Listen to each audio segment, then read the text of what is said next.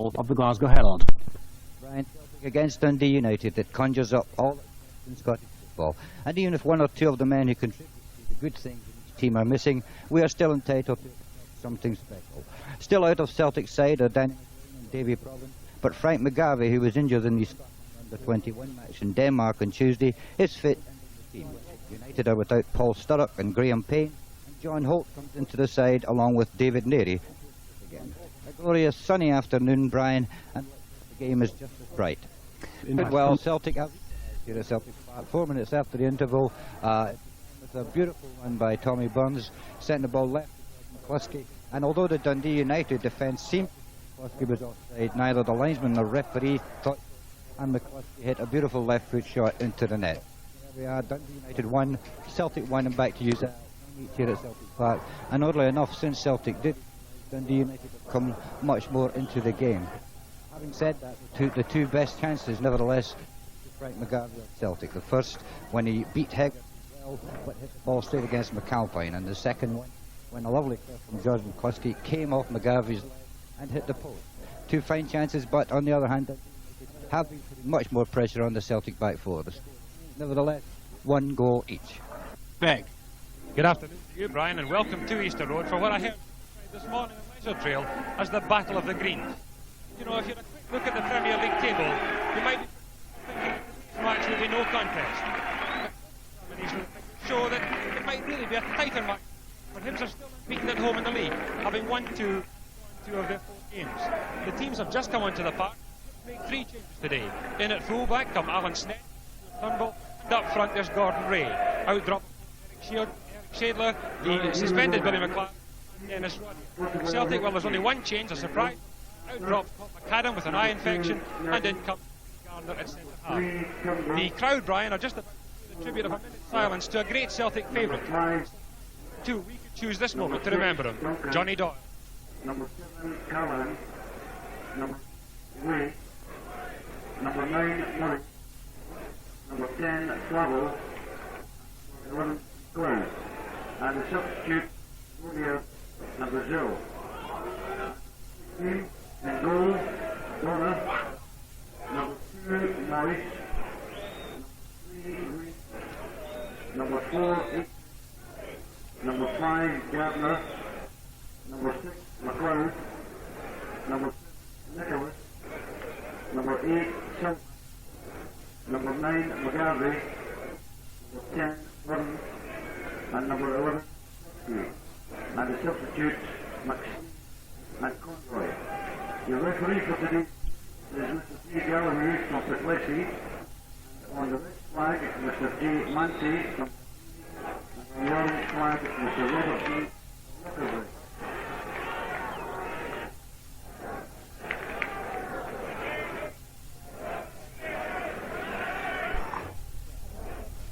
So the team Celtic, here's David Beck. Well, that's the biggest round of applause so far, Brian, but the score here after 18 minutes is Hibs 0, Celtic 0. Hibs almost went ahead there, but it's so far a patchy opening. After a minute, McGarvey did test MacArthur, but it was another 9 minutes before Hibs got their first shot on target from Ralph Callaghan, a 25-yarder on the volley. McGarvey had a very good chance for Celtic after 13 minutes, but he didn't get a shot on target. It went wide of MacArthur's right-hand post. And just a second ago, Gordon Ray and Gary Murray combined to give Hibs the best chance, but a fine save from Bonner denied them. So after 19 minutes, it's Hibs 0, Celtic 0.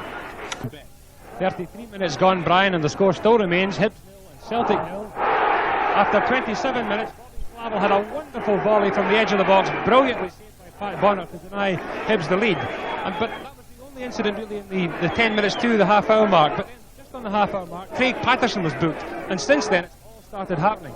After 31 minutes, Burns had a magnificent chance for Celtic. A 1-2 inside the box left him clear on the 6-yard line, but he shoved it wide of MacArthur's left-hand post. And then after 32 minutes, a McLeod 25-yard was magnificently saved by Jim MacArthur, diving to his right. So that's why the score remains after 34 minutes, Hibs 0, Celtic 0. This is Brian, Celtic 1 now, and these top 2 in the Premier League have lived up to the big game, showing an abundance of skill and enthusiasm, enjoyed by a huge crowd. Celtic began in defensive fashion with Davy Provan back in the side again, coming close in 5 minutes for a dazzling run and shot, which went past. Jim Layton had to produce a mark from Roger McLeod after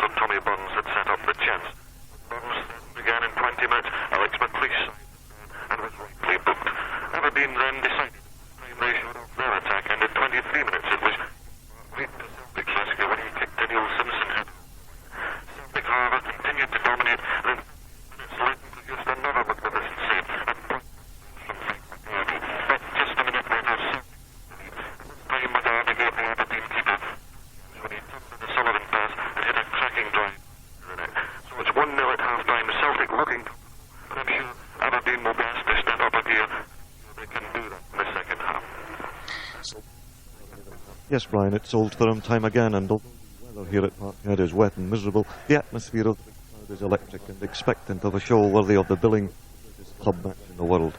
Rangers come here very much the underdogs, having already lost at home to Celtic and now trailing 6 points behind them in the Premier League. Manager John Gregg said another defeat would make an already difficult job almost impossible, and the bookmakers who have already installed Celtic as 9 favourites for the championship would seem to agree.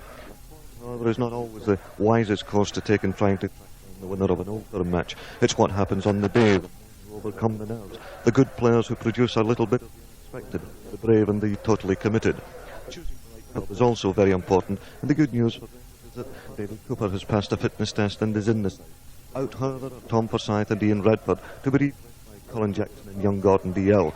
We can only assume that Forsyth is the man suffering from flu symptoms. Redford is on the bench with Billy Mackay. Celtic are again without Daniel Green, and we'll decide which dropped a point to Morton last week. The change in their squad is a place on the bench for John Weir. We're just waiting for the teams coming out, and we expect a cracking afternoon. All about it by going to Jim Reynolds. Brian, the score, Celtic 1, Rangers 0 after only 3 minutes. The man who did the damage, centre-half Tom McAdam. McCoy had made a great save from Dom Sullivan, but from the Robbins corner, McAdam rose high, headed the ball, and it was deflected past the goalkeeper. Just Jim Reynolds. That's Brian, 15 minutes gone, and it's now Celtic 2, Rangers 1. Remember, Tom McAdam opened the scoring for Celtic in just 3 minutes. 2 minutes later, young Gordon DL, playing in his first Old Firm match, equalised. Then in 11 minutes, it was Celtic 2, Rangers 1 in this amazing game. This time, sent Davy Moyes clear on the right, and when his cross came over, there was Frank McGarvey waiting to send a header high into the net. 16 minutes gone at Parkhead. It's Celtic 2, Rangers 1. So against Rangers and Jim Reynolds. Celtic equaliser coming from Murdo McLeod, who hammered a drive off the post after McAdam had knocked down a Davy Robin corner to him. So at the moment it's Celtic 3, Rangers 3. What's happening at Parkhead? Well, David, no more goals at Parkhead. It's Lorna. Fine save from McFly. We've had 2 bookings, Derek Johnson and Colin Jackson. 4 minutes to go. Anything can still happen here. A tremendous match. Good David. Good afternoon, Joe Bryan. For the freezing air temperatures here, it could well be a summer afternoon at Ibrox. Bright sunshine, a superb green playing surface, but cold, mighty cold, I can tell you. Mind you, if anything good has come out of this enforced layoff, it's that the injuries have had a chance to clear up. Rangers start freeze, remember, with 8 players under treatment. Well, to Tom Forsyth and John McClelland. So it's pretty well a strength Rangers side, and indeed manager John Gregg left out Ian Redford and brought in young Gordon DL. Such a splendid game against Celtic in November. Celtic, they are still without Dom Sullivan, but of course Roy just slots into the midfield there. And the good news for Celtic fans is that Frank McGarvey is fit, and although he is fit, he starts the game on the bench. He possibly come on some part of the game. Of course, the 40,000 or so fans who are already here, they're looking, Brian, for a repeat of the marvellous game, which I mentioned in November. It ended in a 3-3 draw, remember. But I feel Celtic are going to be challenged at all for this title, then Rangers will have to go one better than that, and indeed Rangers will have to start getting 4 points here this afternoon. Nevertheless, I think they'll really have to, at the end of the day, I think they'll be reasonably happy to settle for a draw. But a marvellous afternoon, Brian. We're looking forward to a tremendous game of football. We are certainly looking forward to it too, David. David, given the under-soil heating there, obviously the ground's in perfect condition. The ground is absolutely super, Brian. On it now, the turf is green. I was told that earlier on in the week some patches were a little bit hard where the grass wasn't over them, but they just turned up the temperature a bit of this under-soil heating. It's absolutely perfect. In fact, it's just, I can see 1 or 2 divots being dug up just now as the players kick in towards goal. Despite weather conditions, the crowd seem in very good heart there. Well, I would say it must be pretty close to 40,000 here. Way to our left, Rangers incidentally have won the toss. Away to our left we've got the Celtic boys with their green favours strewn all along the stand over to our left. Of course, at the other side you've got the blue and white of Rangers. As I say, Rangers have won the toss, which means Celtic will kick off, and in this first half Celtic will be kicking towards the Copeland Road stand. The goal to our right, but you can hear the building up, the tremendous crescendo building up, Brian. Be prepared to start this game off. David, let's go back to David Francie. Well, there's plenty of action here, Brian. Still no goals. As you say, almost quarter of an hour gone. Nicholas had a great run for Celtic down the left. There's a lovely pass by the tall red-haired Tommy Burns. Nicholas went right down the left. He swept his shot across goal. although he had Stewart's scramble. The ball went wide of the post. We've had a little bit of from time to time. Burns has been spoken to for a foul in Jordan.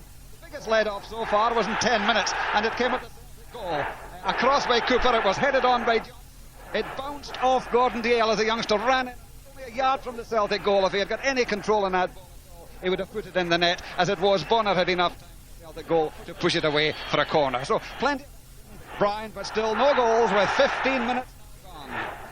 So, David Francie. And looking for that first goal. It's still Rangers 0, Celtic 0. One or two incidents, of course. The game's been from end to end. It's very finely balanced. Jim Bed of Rangers was hardly recovered after treatment. Then Davy Cooper had a whiz bang of a shot for Rangers, which went. And McLeod did the same at the other end. Probably the thing of most note so far in this early stage is that Danny McGrain was booked for a tackle on McDonald. And even as I speak, that Celtic just clearing a ball behind goal with McDonald boring in. So there's still plenty of action, Brian. We're looking for an absolutely marvellous second. But 29 minutes gone in this first one, and still. Jim Mortimer. And good afternoon from Pittodrie on a fine mild day, although some clouds around, so we may get a little bit damp later. The team's just taking the pitch at the moment. The pitch looks in excellent condition, and so it should, for the game here took place on November the 28th.